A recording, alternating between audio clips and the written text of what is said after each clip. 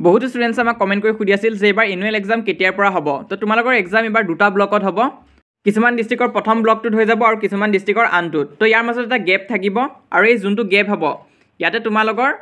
17 to 19 days মান থাকিব এই পাৰ্টখিনিত তোমালোকৰ এক্সাম নহয় বাকি এটা ব্লক তোমালোকৰ জানুৱাৰীত আৰম্ভ হ'ব আৰু এটা মাৰ্চত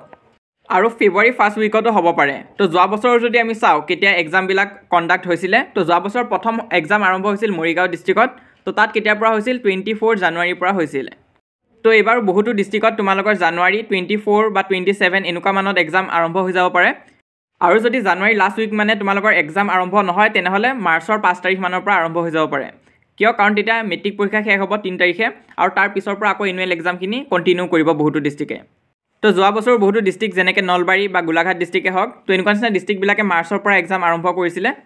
আৰু কিছুমান এনেকুৱা ডিষ্ট্ৰিক্ট আছিল যেনেকৈ যোৰহাট চোৱা ফেব্ৰুৱাৰী 1 তাৰিখৰ পৰা আৰম্ভ কৰিছিলে যোৰহাট তাৰপিছত বঙাইগাঁও ডিষ্ট্ৰিক্টে ফেব্ৰুৱাৰীৰ পৰা আৰম্ভ কৰিছিল তো যেনেকুৱাই নহওক তোমালোকৰ খালি মেট্ৰিক আৰু এইচএছ এক্সাম হৈ থকা টাইমখিনিত এক্সাম নহয় তো এক্সাম আৰম্ভ হ'লে তোমালোকৰ জানুৱাৰী লাষ্টত হ'ব নহ'লে মাৰ্চত বা ফেব্ৰুৱাৰী ফাৰ্ষ্ট উইকতো হ'ব পাৰে কিন্তু এইচএছ আৰু মেট্ৰিক পৰীক্ষা চলি থকা সময়খিনিত তোমালোকৰ এক্সাম নহ'ব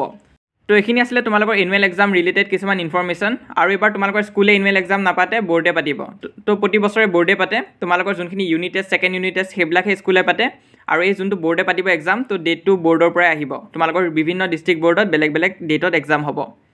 তো ৰুটিনবোৰ আহিলেও আমাৰ চেনেলত তোমালোকে পাই যাবা তো চেনেলটো ছাবস্ক্ৰাইব কৰি ৰাখিবা আৰু এটা ইম্পৰ্টেণ্ট আপডেট তোমালোকে যদি এতিয়ালৈ আমাৰ হোৱাটছআপ চেনেলত জইন কৰা নাই সোনকালে জইন কৰিবা ক্লাছ 9ৰ ষ্টুডেণ্টছৰ কাৰণে এটা হোৱাটছআপ চেনেল বনোৱা হৈছে তো লিংকটোত ক্লিক কৰি জইন হ'ব পাৰিবা লিংক পিন কমেণ্টত দিয়া থাকিব